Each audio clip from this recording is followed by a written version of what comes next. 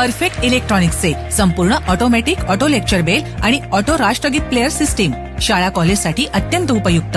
उत्पादक perfect electronics MIDC Wai. Free डेमोसाठी संपर्क 98 222 41 255. टेक्नॉलॉजी अँड रिसर्चमधून इलेक्ट्रिकल डिपार्टमेंटचे रिसर्च इलेक्ट्रिकल आणि कॉम्प्युटर इंजिनिअरिंगचे विद्यार्थी सुरुवातीला प्रथम हार्दिक स्वागत करतो. इंडस्ट्री काढली काय परफेक्ट इलेक्ट्रॉनिक्समधलं प्रोफाईल काय हे सांगतो. तर इथं सुरुवातीला ऑटोमॅटिक लेक्चर बेल सिस्टीमचं प्रोडक्शन केलं होतं स्कूल कॉलेज. जवळजवळ 4000 स्कूल आणि कॉलेजमध्ये आत्ता आपली बेल सिस्टीम चालू हे पूर्णपणे रिसर्च अँड डेव्हलपमेंट मागं. नंतर ज्यावेळेस हे मोदी सरकार आलं त्यावेळेस मोदी सरकारने परिपत्रक काढलं स्कूल कॉलेज राष्ट्रगीत सर्वांनी म्हटलं पाहिजे. तर मग विचार केला राष्ट्रगीत मग सर्वांनी म्हटलं पाहिजे. मग प्राचार्य कोणाकडे तर जबाबदारी राष्ट्रगीत आहे तिथं आमची खर्च चालू करायचा माईकमध्ये सांगायचं अनाऊन्समेंट करायची राष्ट्रगीतासाठी उभा हा सगळ्यांनी मग आमची खर्च चालू करायचं प्ले करायचं ते आणि ते झालं की बंद करायचं. म्हणजे एखाद्या माणसाला दररोजचंही काम त्रासदायक होते. तर मी विचार केला ऑटोमॅटिक लेक्चर बेल सिस्टीम केली ते आपण करू शकतो. थोडे आयडिया डोक्यात समजले करू शकतो असं आणि त्याप्रमाणे मग त्याची ॲक्शन अशी आहे की समजा 10 वाजता राष्ट्रगीत म्हणायचं. हे राष्ट्रगीत प्लेअरचंच हे मशीन आहे त्याला टाईम स्विच आहे प्रोग्राम करता येतात रिअल टाईम क्लॉक त्याला आहे. समजा 10 वाजताच आपण टाईम प्रोग्राम केलं तर 10 वाजल्याबरोबर ॲम्प्लिफायरला पॉवर बरोबर येणार आणि स्पीकरमधून जोरात आवाज येणार खन खन खन 10 सेकंद. नंतर लेडीजच्या प्रोपोर्शन जाणार की राष्ट्रगीतासाठी सर्वांनी उभे राहिले. असं झालं की ते राष्ट्रगीत जनगणमन ऑटोमॅटिक चालू होणार आणि ते राष्ट्रगीत संपलं की ॲम्प्लिफायरची पॉवर ऑटोमॅटिक बंद होणार. लक्षात घ्या की कुठलाही माणूस नाही ऑटोमॅटिक चालू पण करते बंद पण करून घेते आणि दुसऱ्या दिवशी त्या टायमिंगला चालू होते. हे आणि त्यानंतर मग इलेक्ट्रॉनिकचे एक्सपर्टल बोर्ड्स वेगळं technique double sided PCB technique वापरून करत असतो. डबल सायडेड PCB टेक्निक मी आता फिजिक्सला HOD असताना एक्सप्लेन करत असताना विद्यार्थी बरेच वेळेस वायर फुटायचे विद्यार्थ्याचं कधी कधी एक्सपेरिमेंट सक्सेस व्हायचे नाही वायर फुटायचे. मग प्राध्यापकाचं लक्ष घालावं लागायचं त्यांचाही वेळ जायचा विद्यार्थ्यांचा वेळ जायचा. परंतु मी हे शिकवत असताना प्रोफेशनल माझं हे चालू मला PCB बद्दल टेक्निक माहिती होतं. म्हणून मला प्राचार्य सांगितलं की तुम्ही वर्कशॉप घ्या UGC वर्कशॉप. मग कुठलं टॉपिक घ्यावा सहकारी चर्चा केली त्यांना काय सुचना म्हणून मला असं सुचलं नव्हतं how to simplify electrical and electronic experience असं टायटल देऊया म्हणून. त्याच्यात डबल साईड PCB वापरू सोपे प्राध्यापकाचं वेगळं राहणार विद्यार्थ्याचं वेगळं लोकांना. मग ही माझी आयडिया आहे डबल साईड PCB. ही UGCला प्रपोजल केलं की मला 1 लाख रुपये द्या म्हटलं. हे त्यामध्ये 2 दिवसाचं मी वर्कशॉप ठेवतो प्राध्यापकाला बोलवतो आसपास इंजिनिअरिंग कॉलेज सायन्स कॉलेज. त्यावेळेस 2007ला मी वर्कशॉप घेतलं होतं. मग 70 प्राध्यापक आले होते. मग पहिल्या दिवशी इनॉग्रेशनचा प्रोग्राम असतो त्यावेळेस electronics science department Pune university ते इलेक्ट्रॉनिकचे हेड होते. त्यांना 20 एक्सपेरिमेंट ठेवले होते मांडून त्यांना ते करून दाखवले. त्याने मग प्रोग्राममध्ये त्यांना ते आवडलेलं बोलले व्यवस्थित म्हणजे मला इन्स्पायरेशन मिळालं किंवा असे एक्सपेरिमेंट कुठंच बघायला मिळाले. नंतर समारोपाचा कार्यक्रम जो असतो दुसऱ्या दिवशी त्यावेळेस शिवाजी युनिव्हर्सिटीचे इलेक्ट्रॉनिक हेड सावंत सरांना बोलवलं. त्यांनाही खूप एक्सपेक्ट आवडलं नवीन टेक्निक पाहून. म्हणजे इंजिनिअरिंग कॉलेजला सुद्धा मी पाहिजेलं नाही म्हणजे असे टाईपचे बोर्ड मला. त्यामुळे मला इन्स्पायरेशन आलं. प्रोडक्शन चालूच होतं साईड बाय साईड 200 बोर्ड आता डेव्हलप झाले ते आहे.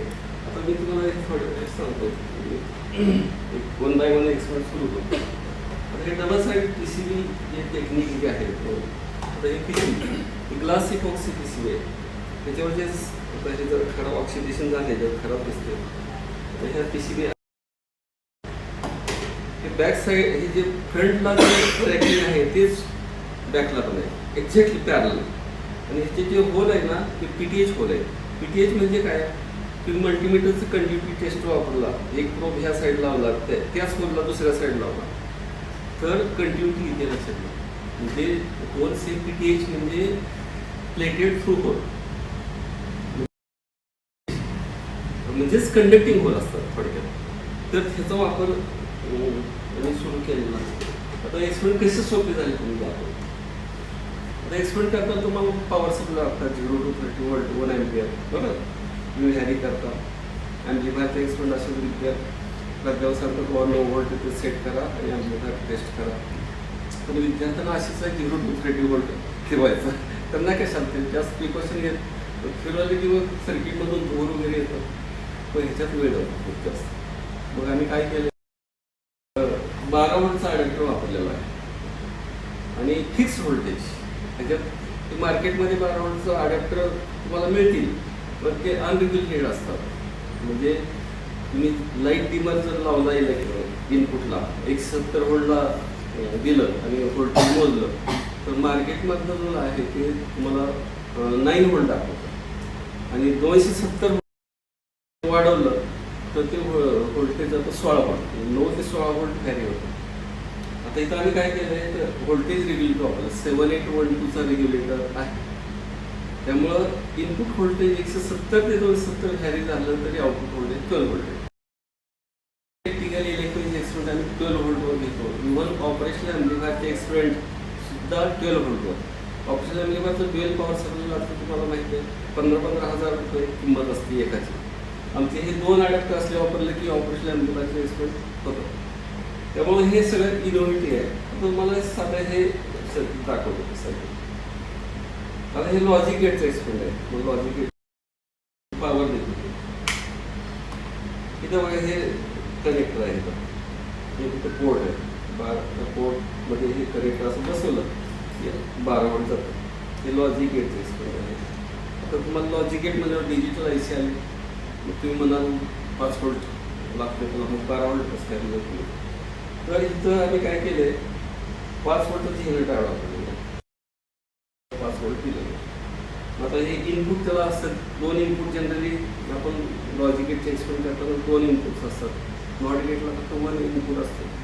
मग इथं ए इनपुट हे स्विच आणि हे पे इनपुट. आता बघा ज्यावेळेस खाली टाकतो ते LED दिसतं म्हणजे बायनरी 0 0 मध्ये इनपुट A B = 0. त्यामुळंच गेट आहे अँड गेट. इथं नॅन्ड गेटची IC आणि इथं नॉर गेटची IC की नॉट गेटची आहे. पण त्याच्या आउटपुटला एक LED लावले ते असे. आता बघा 0 0 इनपुट असेल तर नॉर गेटचा IC लागतो. नॉर गेटचा काय फॉर्म्युला माहिती आहे समोर A + B कॉम्प्लिमेंट, बरोबर. नॉट गेटचं पण लागलं आहे. हे नॉट गेट म्हणजे ए इनपुट त्याला दिलेलं आहे. त्यामुळे हा 0 आणि दुसरा हा लागला नॅन्ड गेट. नॅन्ड गेटचं काय A.B त्याचा कॉम्प्लिमेंट, त्यामुळे हा लागलेला आहे. म्हणजे जर 0 0 तुम्ही मिळू शकतो. मग 0चं लॉजिक काय असेल तर बघा ऑर गेटचा इंडिकेटर लागला बायनरी 2 झाला आहे. अँड गेटचा 0च आहे आणि 1 1ला काय होईल बाकी सगळे त्याचा एक्सपेरिमेंट. मग आता हे मेकॅनिकल वर्क तुमचं खूप वाचतं ह्याच्यात. आलं का तुम्ही किती वेळ द्यायचा तुम्ही ठरवता. प्राध्यापकाचा वेळ झाला नाही. समजावून एकदा सांगितलं की तुम्ही करू शकता. सर्किट ट्रेस करू शकता. सर्किट ट्रेस करण्यासाठी हे दिलेलं आहे. आता हे डिजिटलचं आमच्याकडं फास्ट ट्रॅक ट्रेनिंग प्रोग्राम पण असतो दिवाळी सुट्टीवर सुट्टी.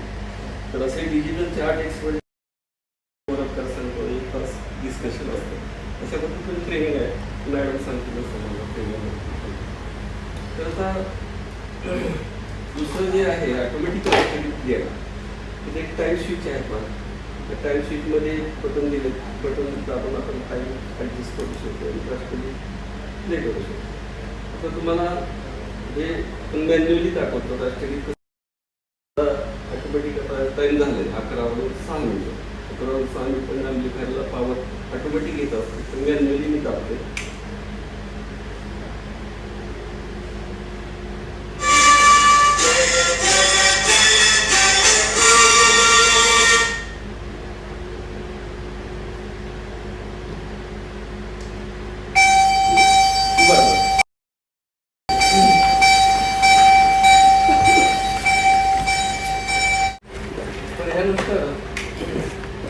दुसरं प्रॉडक्ट सांगतो.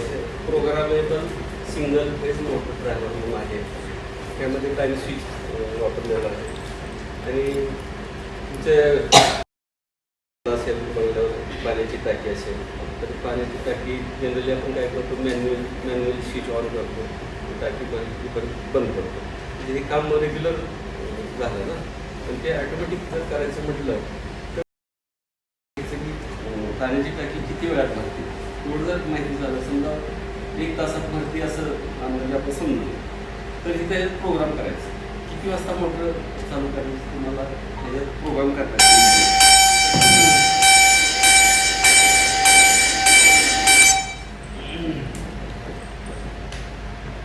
तर समजा 8 वाजता मोटर आपल्याला चालू करायचं तर ह्याच्यात 8 वाजता तिथलेच ऑन टायमिंग 8 वाजता आणि ऑफ टायमिंग तिथं लिहिता येतं 9 वाजता अगदी सोपं आहे प्रोग्राम म्हणजे जसं तुमचं सी लँग्वेज असं तेवढं आवड नाही एखाद्या शिकवायला जरी समजावून सांगितलं तरी ते पासून समजावून प्रोग्राम पण करू शकतो तर समजा 8चा एक टायमिंग दिलं आहे 9चा एक टायमिंग दिलं 8 वाजल्यानंतर काय होतं इथला इंडिकेटर लागतो आणि तो बल्ब लागतो त्यावेळेस इथं ह्या सॉकेटमध्ये पण होईल हे सॉकेट आपल्या मोटरला सिंगल फेज मोटरला जाईल बरोबर आता मी मॅन्युअल लागलं तुला इंडिकेटरकडे लक्ष द्या तेवढंच ऑटोमॅटिक लागतं तर असं होतं टायमिंग आलं की इंडिकेटर लागतं बल्ब लागलं इथं व्होल्टेज आलं मोटर तुमची चालू जातो आणि 9 वाजता टायमिंग दुसरं दिलेलं आहे 9 वाजल्यानंतर काय होतं हे ऑटोमॅटिक इथलं विजलं जातं इंडिकेटर आता मॅन्युअली विजलं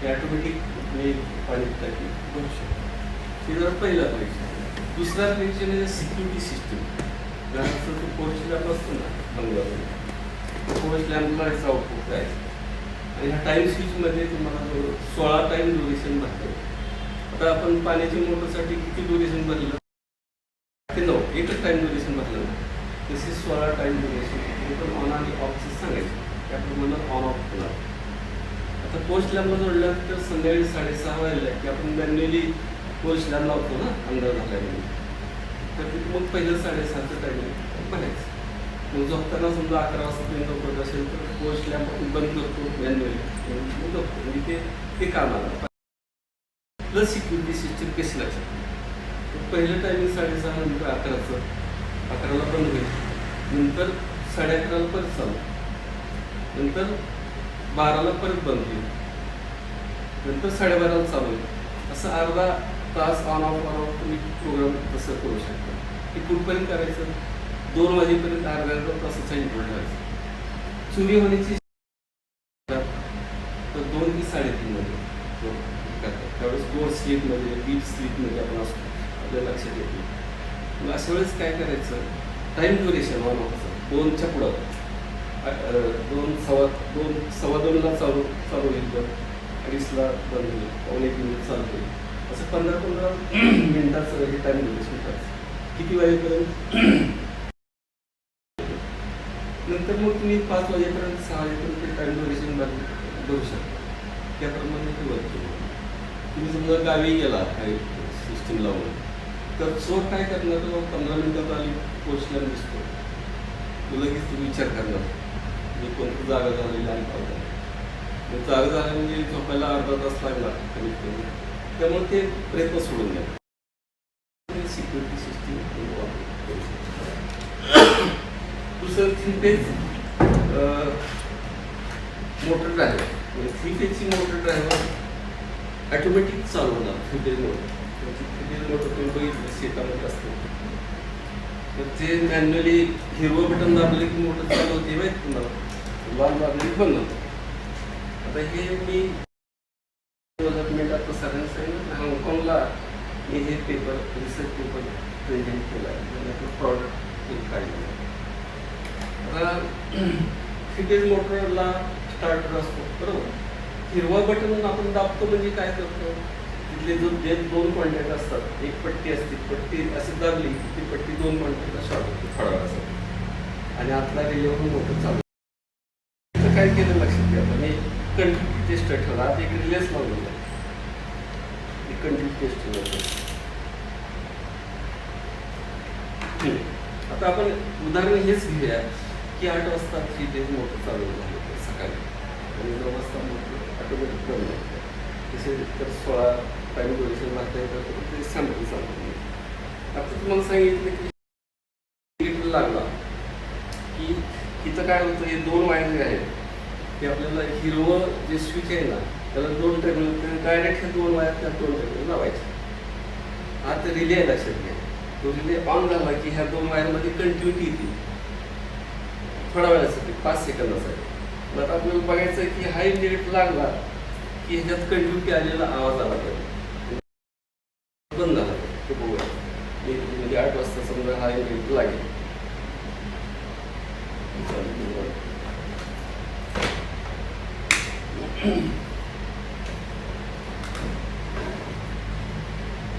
ड्रॉप वगैरे ठेवा.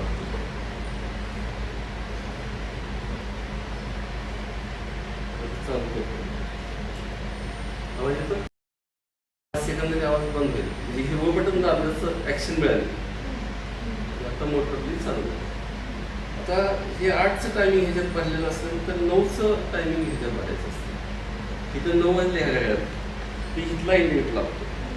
आता लक्षात घ्या हे जे आहे ना असलंच पोर्ट 2 वायरचं पोर्ट इथं लावायचं असतं, परंतु आता आपण आपल्याकडे एकच आहे त्यामुळे हेच पोर्ट काढून, परंतु हे दुसरी वायर आपण कशी जोडायची, ही ऑफ स्विचला जोडायची असते. ऑफ स्विचला काय करायचं, ऑफ स्विचचे 2 टर्मिनल असतात, ते 2 वायर जोडलेले असतात. एक वायर डिस्कनेक्ट करायची, डिस्कनेक्ट केल्यानंतर 2 टर्मिनल झाले ना, मग हे 2 वायरचे तिथं लावायचे. म्हणजे काय झालं, हा रिले त्याच्या सिरीजमध्ये जोडतो आपण, त्या स्विचच्या सिरीजमध्ये. हिरवं बटन आपण पॅरल जोडलो, एकाच वायरमध्ये सिरीजमध्ये जोडायचं. आता ह्याच्यात काय होतं, इथलं इंडिकेटर लागला की अगोदरच कंटिन्युटी ह्याला वाजत असते, लक्षात घ्या. तुम्ही लावलं ते बसवलं ते कंटिन्युटी आहे बघा. म्हणजे ते रेड वायरचं टर्मिनल एक सोडून ते वायर तुमचं ते कंटिन्युटी चालूच असणार ना, मोठं चालूच असणार. आता 9 वाजल्यानंतर काय होईल, की आवाज बंद होईल. म्हणजे रिले डिस्कनेक्ट करेल तिथं, मोठं बंद होईल. आपल्याला हे बघायचं काही लीक लागला की आवाज बंद झाला, डिस्कनेक्शन झालं पाहिजे वायर, मोठं बंद झालं असते.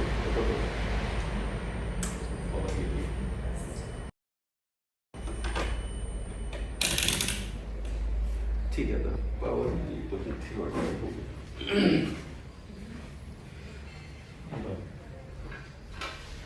तर हे सिक्युरिटी सिस्टीम एक डेव्हलप केलेलं आहे. त्याच्यात एक मोबाईल बसवलेला आहे, हे 2 9 व्होल्टचे सेल लागतात आणि एक सायरन पण आहे, स्पीकर आहे, बॅटरी ऑपरेटेड पूर्णपणे. ज्यांच्या दुकानात शेटर आहे त्या शेटरला ही सिस्टीम बसवायची. अनऑथराइज पर्सनल शेटर उघडलं की कसं अलार्म मिळतं सांगतो तुम्हाला. समजा मी दुकानात आहे, तुम्ही बाहेर आहे, शेटर असं आहे, शेटर पूर्ण खालच्या साईडला हे 6 वगैरे पण 4 वरून वर पाडून ते नळबोर्डला फिट करायचं. ह्याला किल्ली आहे, स्विच असं खाली दाबलं की सिक्युरिटी सिस्टीम चालू होते. आणि या किल्लीनं पण चालू होते. किल्ली फिरवायची असं आणि किल्ली काढून घ्यायची, मी बाहेर येणार, किल्ली काढून घेऊ. किल्ली म्हणजे असं स्विच ऑन इथं अगोदर ऑन करायचं, मी बाहेर येणार किल्ली घेऊन, बाहेरच्यावरनं शेटर खाली ओढणार. शेटर खाली वाढल्यानंतर हे जेव्हा सरफेसला टच होईल प्रेस होत राहील, म्हणजे ही सिस्टीम ऑन झाली बरोबर. आणि 15 मिनिटानंतर ही सिस्टीम पूर्ण ॲक्टिवेट होते. 15 मिनिटानंतर समजा कोण अनऑथराइज पर्सन आला आणि त्यांनी शेटर उघडायचा प्रयत्न केला तर शेटर रोडायचं बाहेर येणार आणि मग काय होणार, सायरनचा आवाज येणार बघा. आता समजा मी सिस्टीम वापरते, माझा नंबर आणि आमच्या मुलाचा नंबर 2 स्टोअर केला समजा, तर त्यावेळेस मला अलार्म मला रिंग येणार मोबाईलची आणि तिथे लिहिलं जाणार सिक्युरिटी सिस्टीम, मला समजणार. तर समजा मी मोबाईल ऑफ मोडला आहे, माझा समजा बॅटरी डिस्चार्ज झाली किंवा सायलेंट मोडला ठेवलं, तर ही सिस्टीम काय मोबाईल जो स्टोअर केलेला आहे माझ्या मुलाचा तिकडं जाईल. तर अशा पद्धतीने आपण अलर्ट राहू शकतो.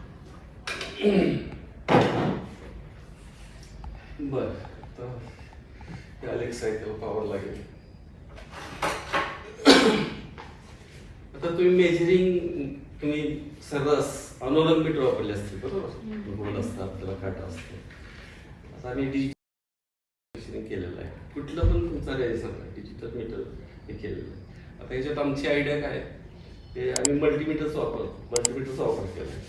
जसं हे रोटरी स्विच आहे ना, हे बघा हे रोटरी स्विच आम्ही एक रेंज सिलेक्ट केलेलं आहे, पुढच्या बाजूला पूर्ण पॅक केलेलं आहे. आता समजा हे मल्टीमीटर, समजा ट्रान्झिस्टर कॅरेक्टरिस्टिक तुम्हाला माहिती आहे 4 मीटर लागतं, 2 करंट मीटर 2 व्होल्ट. तर समजा ॲज इट इज आपण दिले जोडाजोडी करा म्हणलं ते अवघड कनेक्शन होईल बघा. आणि विद्यार्थ्यांना कुठं पण फिरवणार, तुम्ही वेगळ्या रेंजला ठेवलं आणि एक्सपेंड करायला लागला, व्होल्टेज दिलं, मल्टीमीटर बाद होतो. त्यामुळे आता आम्ही 0 to 20 व्होल्ट एक रेंज सिलेक्ट केलेलं आतल्या साईडने. आणि मग आता काय केलं, स्विच लावलेलं. आणि आमचे जे बोर्ड असतात कुठले पण कॅरेक्टरिस्टिक चालू केलं की डिस्प्ले म्हणजे बोर्ड जो आहे ते हे असलं की लगेच तुमचं एक्सपेरिमेंट पटकन वेळ जात नाही. आणि डिजिटल रिडिंग तुम्हाला जास्त डोकं चालवायची गरज आहे. नंतर अनालॉगमध्ये तुला लिस्ट काउंट किती, एका डिव्हिजनची किंमत किती, हे सगळं मग विचार करावा लागतो. तर ठीक आहे, सगळ्या म्हणजे मी तुमचं तयार आहे. दुसरं जे एक आम्ही दाखवत असतो, हे डिसॉल्डिंग मशीन आहे, ते कॉलेजमध्ये नसते घरात. चालू केलं 400 डिग्री टेम्परेचर होतं. तिथं एक होल आहे, म्हणजे एखाद्या बोर्डचं काम करून मला डिसोल्डर करायचं आहे इमिजिएट. तर काय करायचं असतंय, तिथे 400 डिग्री टेम्परेचर होतं. आत एक ग्लास ट्यूब आहे, हे जे ट्यूब आहे त्याला व्हॅक्यूम पंप जोडला घेतली जाते. आणि दुसरे केबल आहे ते एवढं टेम्परेचर त्याला हे हीट होते. 400 डिग्री टेम्परेचर हीट झाल्यानंतर समजा एखादा हा कॅपॅसिटर काढायचा, तर टच करायचं असतं. आणि ते एक बटन आहे, ते बटन दाबलं की घुर्र आवाज येतो आतल्या व्हॅक्यूम पंपचा. आतनं हवा खेचून घेतली होती, परंतु त्याच्या अगोदर ते मेल्ट झालं टच केल्यामुळं, त्यामुळे पूर्ण सोल्डर आत खेचून घेतलं होतं. मग ते झालं. दुसरं पॉईंटला मग तसं करायचं आणि लगेच कॅपॅसिटर बाजूला काढतो. मॅन्युअल जो डिसोल्डिंग पंप असतो त्याला त्रासदायक असतो.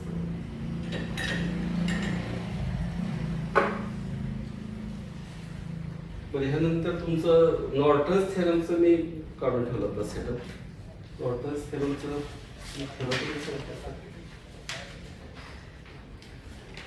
नॉर्टन थेरम झालं का तुम्हाला?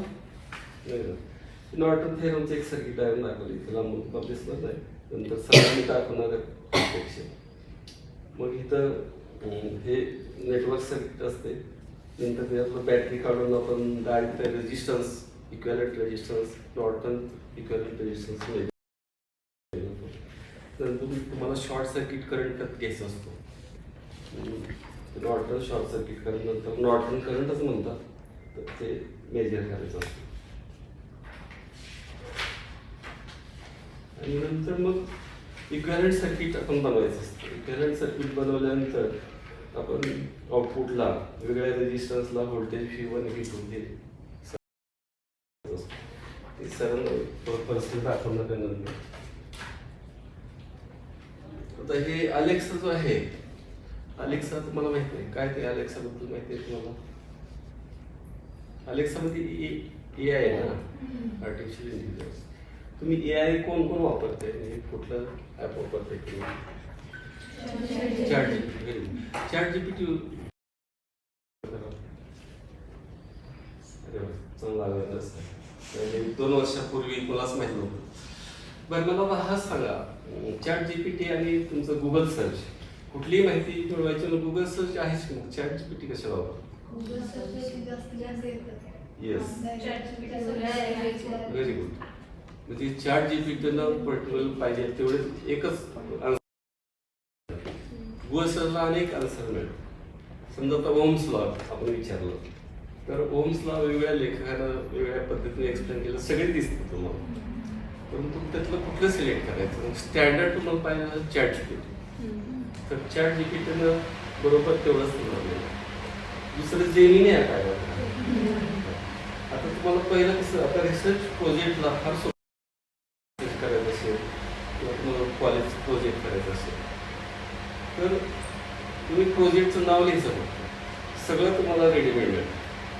आता समजा सगळ्यांनी तुम्हाला समजा नॉर्टन थेरमचा प्रोजेक्ट करा तुम्ही असं सांगितलं, तर त्याला प्रोजेक्ट रिपोर्ट बनवत असतो ना.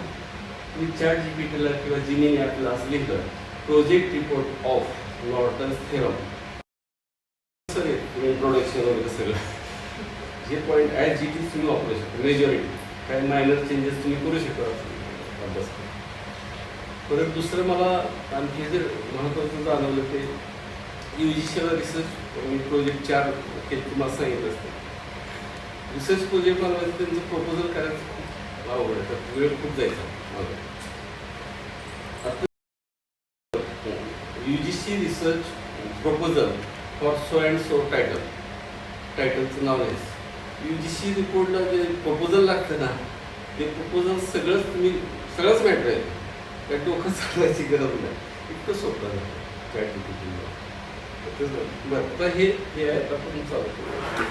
आता हे याच्यात अलेक्सा, आपल्याला अलेक्साला जागा करावं लागतं आणि प्रश्न विचारले की ते उत्तर देत असते. त्याचा आपण विचारलो टाईम किती झाला, 11:25 झाले.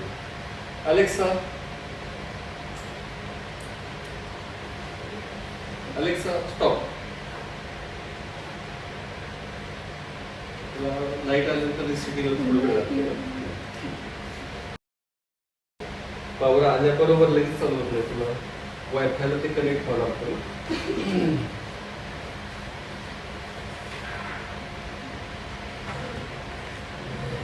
तोपर्यंत सर्व येतं का हे एक्सपर्ट म्हणून दाखवतो.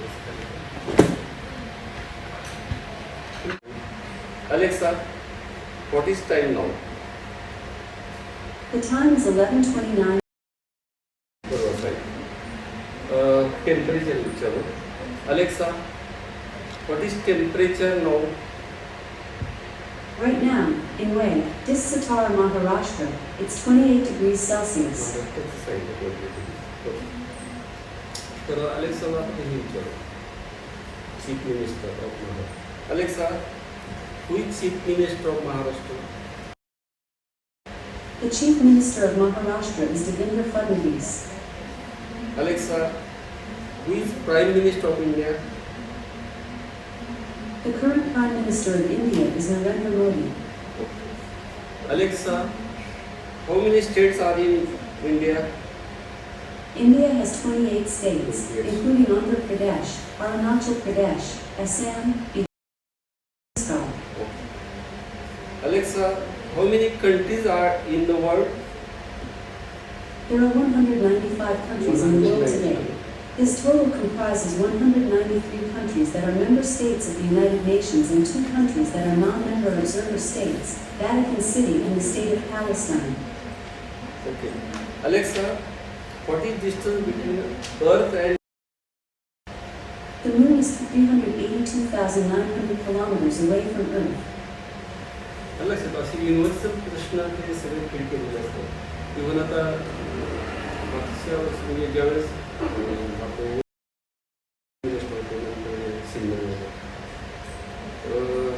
उद्धव ठाकरेच सांगायचे 2-3 दिवस आम्ही बघितलं, नंतर 2-3 दिवस ते अपडेट केलं सिंधवर. म्हणजे ते अपग्रेडेशन पण करावं लागतं त्यांना, म्हणजे युनिव्हर्सल कॉन्स्टंट त्यांना काय बदल करायची गरज नाही. तर त्याच्यात दुसरं आणखी महत्त्वाचं गाणी कुठले पण ऐकू शकतात. कुठली गाणी सांगायची ते गाणं प्ले करून आपण जसं युट्यूबला असतं. पॉप्युलर गाणं सैराटचं माहिती ते सांगायचं. Alexa, play the song Zingaat.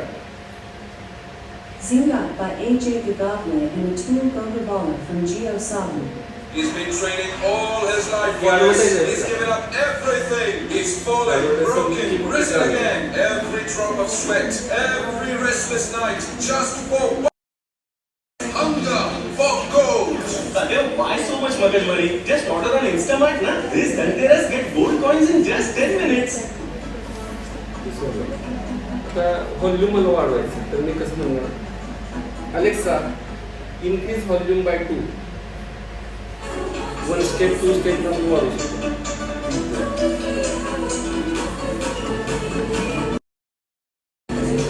Alexa stop. हां ते मग हेच सांगत होतो मला आता टेम्परेचर नाही आलं परंतु जे व्हॅक्यूम हे बटन दाबलं व्हॅक्यूम पंप आहे तिथनं जे एअर आहे तिथं आपण लावलं की ते शोल्डर मेंट होतं आणि बटन दाबलं की ते शोल्डर आत जातं आत एक ग्लास ट्यूब आहे त्या ग्लास ट्यूबमध्ये साठलेलं आहे त्यामुळे इझी शोल्डर ते शोल्डर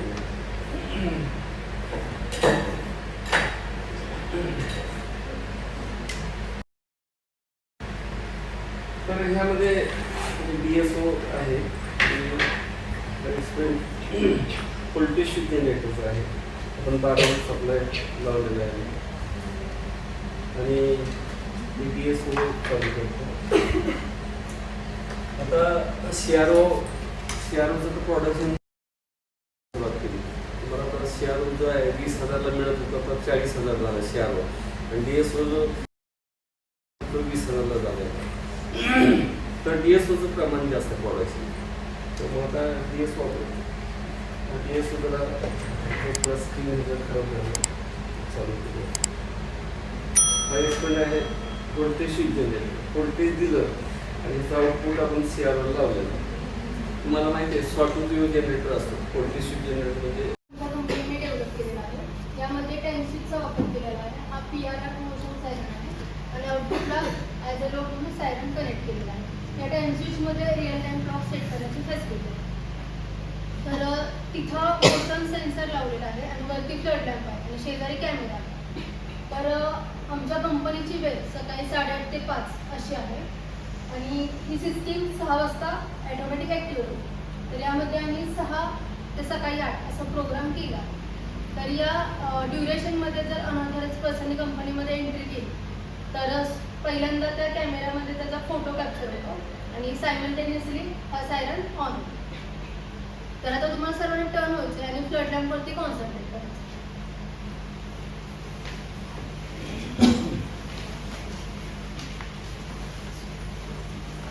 आणि आता सिस्टीम ऑन केल्यानंतर सर्वांनी स्टेडी थांबायचं आहे. इथं या रूममध्ये जेवढे मेंबर्स आहेत तर सर्वांनी स्टेडी थांबायचं आहे. तुमच्या हातामध्ये वही पेन्सिल मोबाईल काही असेल तर ते खाली ठेवा आणि फक्त फ्लड लॅम्पवरती कॉन्सन्ट्रेट करा. आता मी सिस्टीम ऑन करते. विद्यार्थी हे बघायचं फक्त म्हणजे हिला बोलवल्यानंतर तो समोर फ्लड लॅम्प विजलेला सुरुवातीला विजलेला असणार आहे. तो लागतोय का बघायचं आणि लगेच सायरन वाजतो का बघायचं ही हिची मुवमेंट झाल्यानंतर आपण स्टॅम्प वाजतो. आता सर्वांनी स्टेडी थांबायचं. मी सिस्टीम ऑन करते. सर्वांनी फ्लड लॅम्पवरती कॉन्सन्ट्रेट करा. आता फ्लड लॅम्प विजलेला आहे. सर्वांनी स्टेडीच थांबा. सिस्टीम ऑन केल्यानंतर आपल्याला 2 रिलेचा आवाज येईल.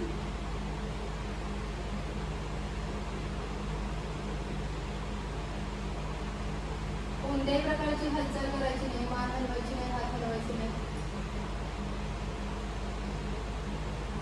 फक्त फ्लड लॅम्पवरती कॉन्सन्ट्रेट करा.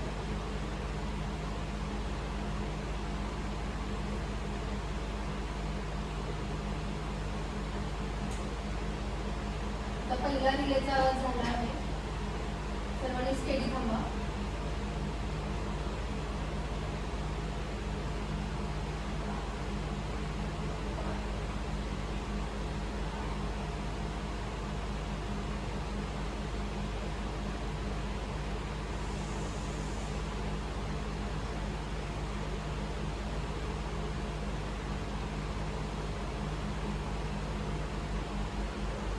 बहुतेक सेकंड रिलेचा आवाज झालेला असेल असं मला वाटतं बरंच वेळ झाला.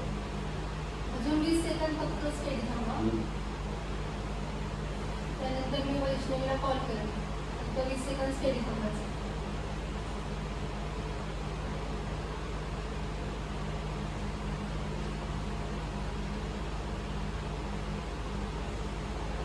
वैष्णवी तो आती.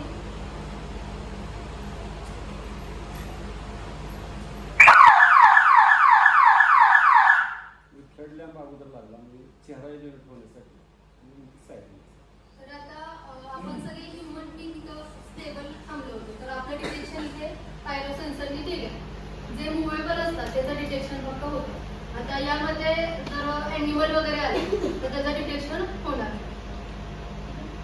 आता नेक्स्ट जो प्रोडक्ट आहे ते IoT बेस्ड प्रोडक्ट आहे. तुम्हाला IoTचा फुल फॉर्म माहिती आहे का? Internet of things.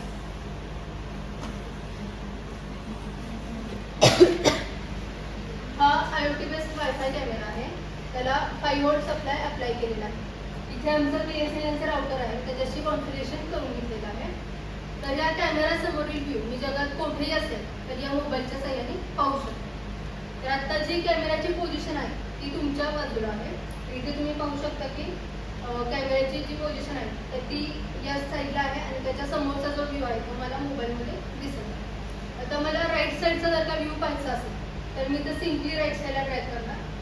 तुम्ही कॅमेऱ्यावरती फोकस करा, कॅमेरा राईट साईडला शिफ्ट होतो आणि त्याच्या समोरचा जो पोर्शन आहे तो मला इथे मोबाईलमध्ये दिसत आहे. आता मला लेफ्ट साईडचा जर का व्ह्यू पाहायचा असेल तर मी तर सिम्पली लेफ्ट साईडला ट्रॅक करणार. कॅमेरा तुम्हाला लेफ्ट साईडला मूव्ह होताना दिसत आहे आणि त्याच्या समोरचा जो पोर्शन आहे तो मला इथे मोबाईलमध्ये दिसत आहे. तर ज्यावेळेस मला खालचं काही काम सुरू आहे किंवा खाली काही आहे ते मला पाहायचं असेल तर मी इथे वरच्या साईडला ट्रॅक करणार. कॅमेरा मात्र खालच्या बाजूला मूव्ह होतो आणि त्याच्या समोरचा जो भाग आहे तो मला मोबाईलमध्ये दिसतो. आता ज्यावेळेस मला वरचं काही काम पाहायचं असेल टेबलवरचं तर मी हे खालच्या साईडला ट्रॅक करणार. कॅमेरा मात्र वरच्या साईडला मूव्ह आणि वरचा पार्ट मला मोबाईलमध्ये दिसतो. आता मी कंपनीच्या कामानिमित्त जर का बाहेरगावी गेली असेल आणि इथल्या स्टाफमध्ये काय काम सुरू आहे वगैरे मला पाहायचं असेल तर इथं खाली ऑप्शन दिले आहे की स्नॅपशॉट, स्पीक आणि रेकॉर्डिंग. आता मला अर्ध्या तासाचं किंवा 15 मिनिटाचं रेकॉर्डिंग शूट करायचं आहे तर मी इथं रेकॉर्डिंगवरती जाणार. आता रेकॉर्डिंग सुरू झालं आहे तर मी साधारण एक 15 ते अर्धा तास 15 मिनिटाचं वगैरे मी रेकॉर्डिंग शूट करायचं. नंतर मग हे स्टॉप करणार आणि जे रेकॉर्ड झालेला पार्ट आहे ते ऑटोमॅटिक अल्बममध्ये सेव्ह होतं. आता इमॅजिन करा की मी अमेरिकेत आहे आणि इथल्या स्टाफला मला काही इन्स्ट्रक्शन द्यायचे आहे तर इथं स्पीक नावाचं बटन आहे आणि त्या कॅमेऱ्यामध्ये स्पीकर फॅसिलिटी आहे.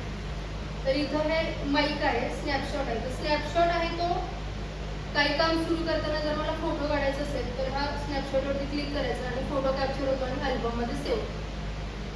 आता मला अमेरिकेमध्ये किंवा जपानमध्ये असताना इथल्या स्टाफला इन्स्ट्रक्शन द्यायचे तर इथं हा स्पीक नावाचा ऑप्शन आहे तो मी क्लिक करणार आणि अमेरिकेतून असतानाच मी इथल्या स्टाफला इन्स्ट्रक्शन देणार. मग त्या स्टाफनी इथं यायचं आणि त्या कॅमेऱ्यासमोर उभं राहून मला ॲन्सर द्यायचं. ते ॲन्सर कॅमेऱ्यामध्ये रेकॉर्ड होणार आणि माझ्याकडे. तर या कॅमेऱ्याची रेंज किती असेल?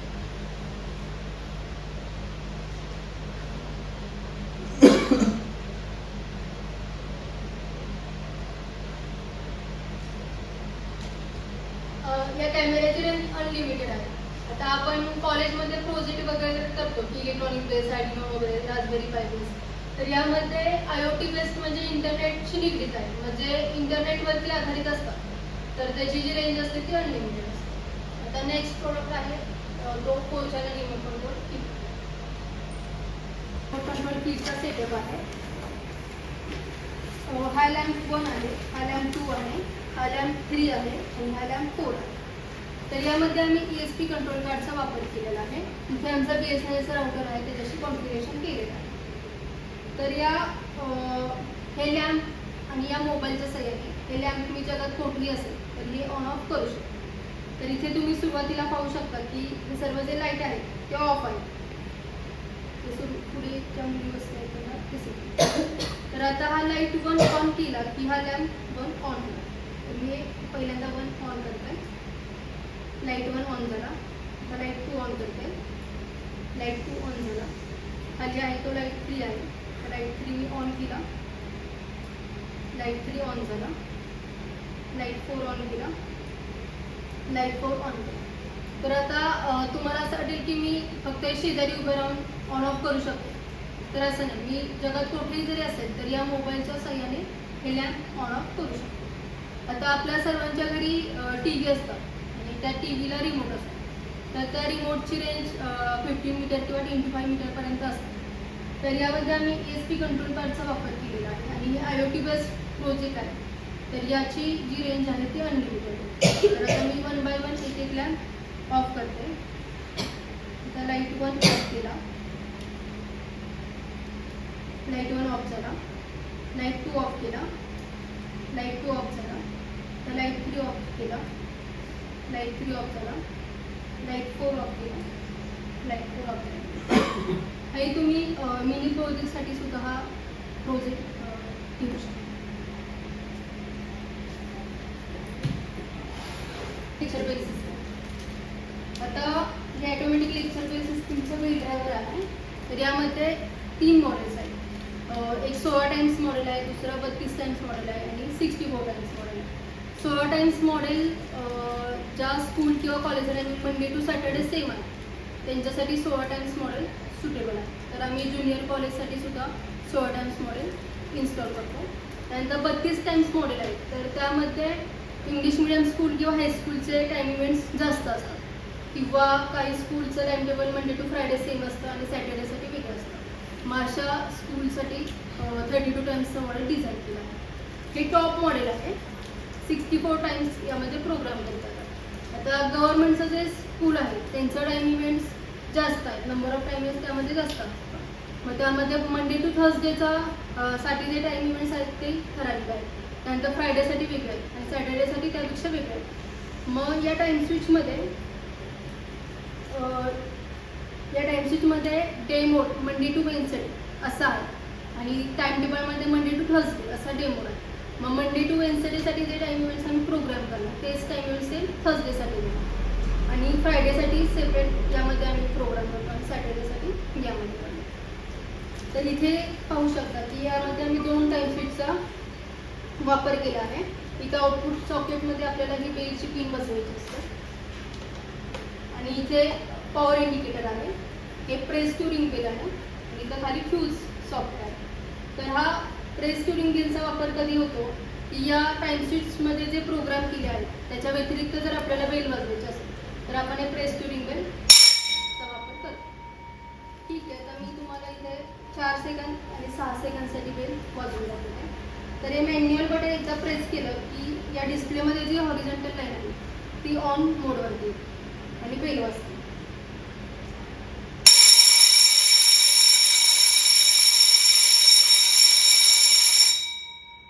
ऑफ मोडवरती येते.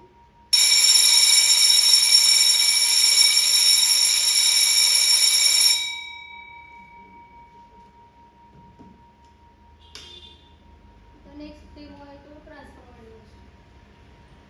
मी कॉलेजमध्ये ट्रान्सफॉर्मर स्टडी केला.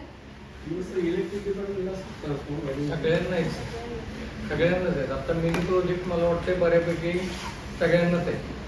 हां, ते मिनी प्रोजेक्ट बऱ्यापैकी तुम्हाला माहीत आहेत आणि बऱ्याच जणांनी सिलेक्ट पण केलेले असतील. ते ऑटोमेशनच्या रिगार्डिंगच घेतलं. ट्रान्सफॉर्मर ॲग्रिगेशन आहे का तुम्हाला? प्रत्यक्ष ट्रान्सफॉर्मर तयार करणं विद्यार्थ्याला प्रॅक्टिकल आहे का? नाही नाही का? वर्कशॉप वगैरे असं झाले का याची आधीच्या बॅचला? नाही. ट्रान्सफॉर्मर बनवण्यासाठी बसून समजेल समजेल की दाखवणार. ही ट्रान्सफॉर्मर वाइंडिंग मशीन आहे. तर आपल्याला ट्रान्सफॉर्मर बनवण्यासाठी एक बॉबिन लागते. या बॉबिनच्या एका बाजूला आपण प्रायमरीसाठी 2 वायर्स काढून घेतो आणि सेकंडरीसाठी 3 वायर्स. त्यामध्ये जी ब्लॅक वायर आहे ती सेंटर टॅप आहे. तर प्रायमरी वाइंडिंगसाठी आम्ही 45 गेजची वायर यूज करतो. अतिशय थिन आहे ही वायर आणि नंबर ऑफ टर्न्स आहे ते 5000. सेकंडरीसाठी 34 गेजची वायर यूज केली जाते आणि याच्यामध्ये नंबर ऑफ टर्न्स 400 + 400 असे टोटल 800 नंबर ऑफ टर्न्स दिले जाते. आता इथे ज्यावेळेस आपण वाइंडिंगचं काम सुरू करतो तर इथं नंबर ऑफ टर्न्स किती झाले ते या काउंटरवरती डिस्प्ले होते. इथं आउटपुटला DC मोटर लावली आहे आणि खाली फूड स्विच लावलेला आहे. तर माझ्याकडे एक बॉबिन आहे. तर यामध्ये आम्ही 5000 नंबर ऑफ टर्न्स प्रायमरीसाठी दिले आहेत आणि त्यावरतीच सेकंडरीसाठी 800 + 800 असे नंबर ऑफ टर्न्स देऊन यामध्ये वाइंडिंगचं काम कम्प्लीट झालेलं आहे. तर याच्यावरती आता आपल्याला लॅमिनेट करायचं आहे. तर लॅमिनेट करण्यासाठी आपल्याला 2 प्लेट्स आवश्यकता असते. तर यामध्ये E-टाईप प्लेट आहे आणि दुसरी प्लेट आहे ती I-टाईप आहे. या आयटेप प्लेट्स आहेत. तर आता लॅमिनेशन करण्यासाठी आपल्याला मोठा या ट्रान्सफॉर्मर बघितला असेल, हां सेम त्याचं जे काही डिझाईन कन्स्ट्रक्शन आहे ते सेम याच्याकडेच असतं. E tap I tap plate त्यामध्ये यूज होतात. आता फक्त हे स्मॉल स्केलला आहे ते लार्ज स्केलला राहते. बरोबर. तर या ई टाईप प्लेट आहेत ते आपल्याला अल्टरनेट बसवायचे असतात. आणि ज्यावेळेस लॅमिनेशन कम्प्लीट होतं तर त्यावेळेस ट्रान्सफॉर्मर हा अशा पद्धतीचा दिसतो. तर यामध्ये मी आता वाइंडिंगचं काम कम्प्लीट केलं आहे. प्लेटसुद्धा बसवलेले आहे. अल्टरनेट ई टाईप प्लेट बसवायच्या आणि ज्या 2 प्लेटमध्ये जो गॅप शिल्लक राहिली तिथं आपल्याला आय टाईप प्लेट बसवायची असते. तर हा ट्रान्सफॉर्मर आहे तो 24 व्होल्टचा आहे. आणि आता आमचा जे पॉवर सप्लाय आहे तर तो DC 12 volt regulator power supply आहे. तर त्यामध्ये सुद्धा आम्ही हाच ट्रान्सफॉर्मरचा वापर करतो आणि त्याच्या आउटपुटला 7812 LVचा रेग्युलेटर बसवतो. म्हणजे ज्यावेळेस आपण input voltage 170 volt to 270 volt apply करतो त्यावेळेस कॉन्स्टंट आपल्याला आउटपुट व्होल्टेज 11.9 व्होल्ट मिळतो. आणि ज्यावेळेस तुम्ही हा ट्रान्सफॉर्मर डिमोस्टॅटवरती टेस्ट करला त्यावेळेस तुम्ही इनपुट व्होल्टेज 170 अप्लाय केल्यानंतर तुम्हाला आउटपुट व्होल्टेज 11.9 व्होल्ट मिळतो. त्यानंतर तुम्ही 180 210 असं ज्यावेळेस तुम्ही इन्क्रीज करणार व्होल्टेज त्यावेळेस तुम्हाला 13 व्होल्ट 14 व्होल्ट असं वेगवेगळं व्होल्टेज मिळेल. ज्यावेळेस तुम्ही लास्टला 270 व्होल्ट अप्लाय करणार इनपुट व्होल्टेज त्यावेळेस तुम्हाला 24 व्होल्ट आउटपुट व्होल्टेज मिळेल. तर आता तुम्हाला मी डेमो दाखवते.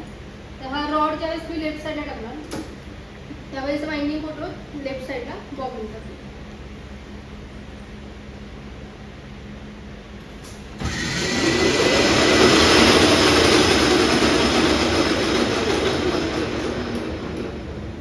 तर आता इथे तुम्ही पाहू शकता की 496 नंबर ऑफ टर्न्स झाले. आता मी हा रॉड राईट साईडला टाकतो. आता ही बॉबिन राईट साईडला वाइंडिंग बोर्ड शिफ्ट होणार.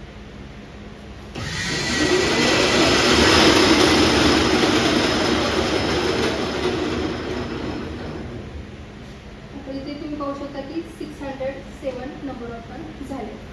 तर तुम्हाला ट्रान्सफॉर्मरचे टाईप्स झालेत का? तर हा स्टेप डाऊन ट्रान्सफॉर्मर आहे. स्टेप डाऊन टाईप्स आहे. बरं एक राऊंड झाला आता म्हणजे काय तुम्हाला काय क्वेरी असेल काय प्रश्न असेल बघायचं असेल व्यवस्थित अजून एकदा तर बघून घ्या. कारण मला वाटतं तुम्हाला मेजरमेंटच होता बऱ्यापैकी सेटअप आहे. परफेक्ट इलेक्ट्रॉनिक्स वाई आयोजित 6 दिवसांचं practical based electronics and computer industrial training. पात्रता इलेक्ट्रॉनिक्स आणि कम्प्युटरचे शिक्षण आवश्यक. BE, डिप्लोमा, BSc, MSc झालेल्यांसाठी उपयुक्त. या ट्रेनिंगमध्ये भरपूर प्रॅक्टिकलसह मुलाखतीची तयारी करून घेतली जाते ज्यामुळे जॉब मिळणं सोपं जातं. ट्रेनिंगसाठी संपर्क doctor Dhekale, perfect electronics MIDC Wai. Mobile 98 222 41 255.